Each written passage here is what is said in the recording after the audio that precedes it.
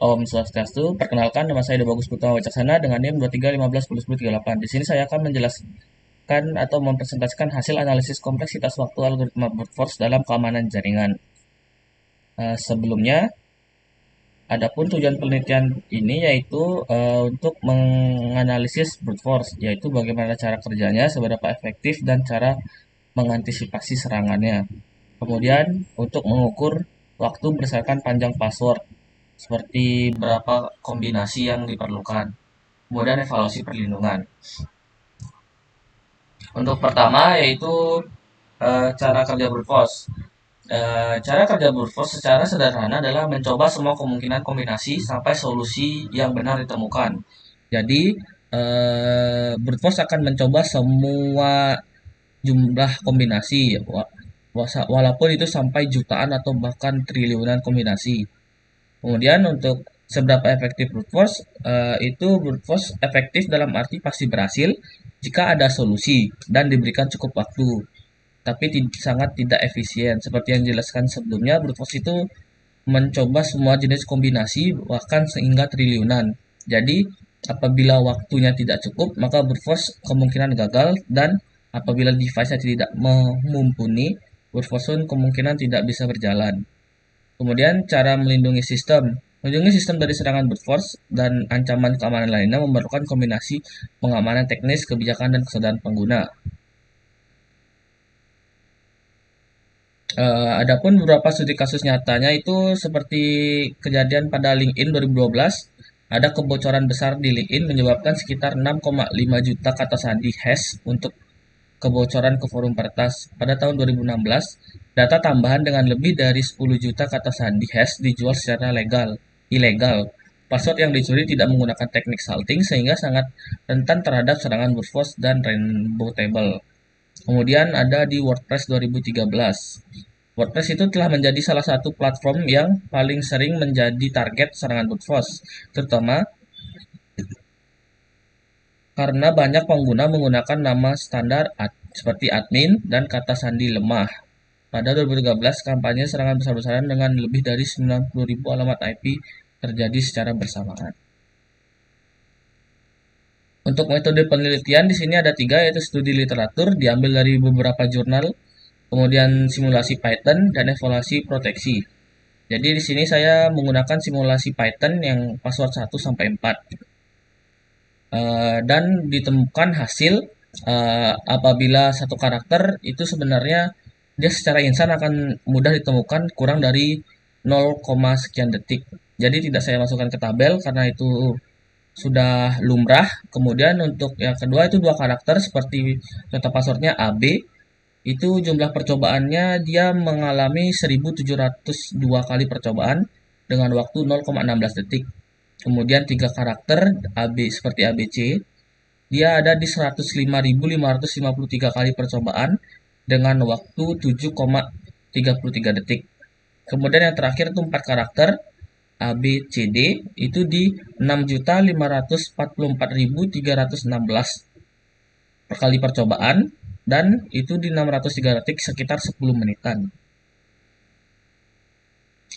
Jadi dari hasil yang ditemukan tadi, anak dapat analisis seperti kenaikan waktu eksponensial dari satu karakter yang awalnya instan ke 4 karakter menjadi 10 menit, atau bahkan apabila dia di atas 4 karakter atau 8 itu bisa menjadi berjam-jam atau berhari-hari. Maksud dari kenaikan waktu eksponensial itu di mana brute force bekerja dengan mencoba semua kombinasi karakter sampai menemukan password yang benar. Jadi jumlah kombinasi yang harus dicoba bertambah sangat cepat saat panjang password bertambah. Bukan naik sedikit, tapi dia naik berlipat ganda secara eksponensial, yaitu K pangkat N. Di mana K itu jumlah kombinasi yang mungkin. Dari yang saya gunakan ini itu ada 4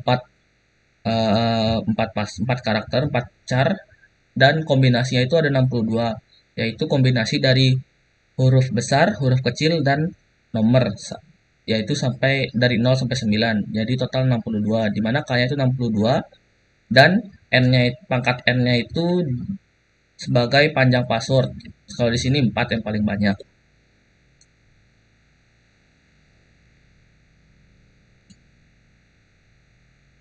Kemudian implikasi.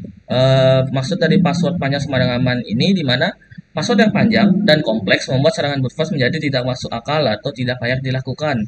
Kalau passwordnya panjang, misal 8 karakter atau lebih, itu memakan waktu yang sangat panjang, berhari-hari atau bahkan tahunan, apalagi kalau tidak pakai GPU. Dan password yang cukup susah dipecahkan oleh brute force itu seperti kombinasi antara simbol-simbol seperti hashtag, bintang, dan lain sebagainya. Jadi, semakin panjang password, semakin aman dari brute force. Kemudian ada perbandingan metode serangan. Seperti sebelumnya ada disebutkan rainbow table dan uh, dictionary attack ya. Jadi untuk brute force itu kelebihannya sudah seperti yang dijelaskan, itu pasti berhasil kalau diberi waktu yang cukup dan tidak ada perlindungan tambahan. Kekurangan untuk brute force itu dia sangat lambat ya, seperti yang ini waktu lama pada password yang kompleks atau panjang. Kemudian waktu naik eksponensial. Satu karakter tambahan bisa membuat waktunya naik berkali-kali lipat. Untuk brute force itu cocok untuk menyerang sistem tanpa rate limit atau tanpa batas dan passwordnya lemah. Kemudian untuk dictionary attack, kelebihannya itu dia lebih cepat dari brute force dan menggunakan daftar kata sandi umum yang sering dipakai orang. Kemudian kekurangannya itu gagal jika password unik atau kompleks tidak ada di kamus. Dan dictionary attack ini cocok untuk menyerang pengguna yang malas bikin password unik. Misal 1234, currency, admin, seperti yang terjadi pada kasus Kominfo sebelumnya, yaitu admin 123, seperti itu. Kemudian untuk Rainbow Table, di sini kelebihannya itu dia sangat cepat untuk membongkar hash dari password. Kemudian tidak perlu brute force ulang karena pakai hasil pre-computing. Kekurangannya itu tidak bisa dilakukan kalau sistem pakai salt karena hasil hash akan selalu berbeda.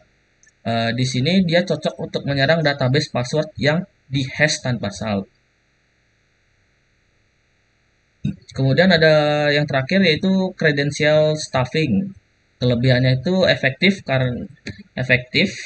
karena memanfaatkan password yang bocor dari situs lain. Kemudian sangat cepat karena tidak perlu tebak password baru.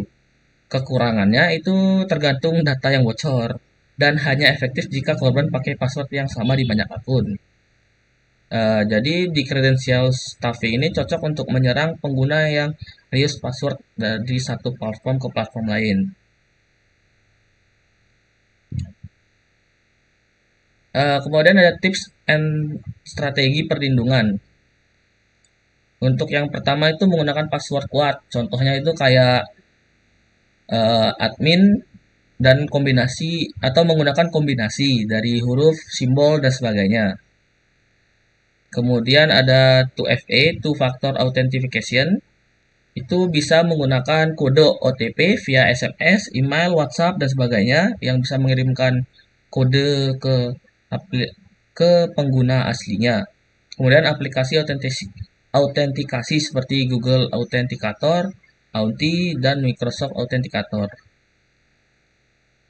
Selanjutnya itu CAPTCHA, itu yang pada umumnya digunakan itu Google ReCAPTCHA, seperti saya bukan robot, kemudian puzzle, dan slide CAPTCHA. Dan yang terakhir itu ada honeypot and logging, di mana honeypot itu perangkat untuk menarik dan mengamati aktivitas hacker, sedangkan logging mencatat semua aktivitas login untuk deteksi dini serangan. Contoh logging itu seperti login gagal dari IP yang sama berkali-kali, itu bisa dipicu oleh brute force. Kemudian admin mendapat notifikasi akun dicoba akses 10 kali dari negara lain atau lokasi yang tidak sesuai dengan admin aslinya. Kemudian untuk contoh honeypot, itu form login palsu untuk mengalihkan bot dan server dummy dengan fake data sebagai jebakan. Baik, sekian presentasi dari saya. Kemudian untuk kesimpulan, brute force merupakan ancaman nyata yang kompleksitas waktunya meningkat secara eksponensial sesuai dengan panjang password. Simulasi membuktikan bahwa password kompleks jauh lebih aman, bahkan satu karakter tambahan dapat memperpanjang waktu serangan secara drastis. Kemudian perlindungan seperti itu FA, CAPTCHA, dan rate limit terbukti efektif menekan keberhasilan brute force. Studi kasus LinkedIn dan WordPress menunjukkan pentingnya perlindungan berlapis dan edukasi pengguna dalam menjaga keamanan jaringan. Sekian presentasi dari saya. Apabila saya ada salah kata, mohon dimaafkan. Saya tutup presentasi saya dengan Parama Santi. Om Santi Santi Santi Santi.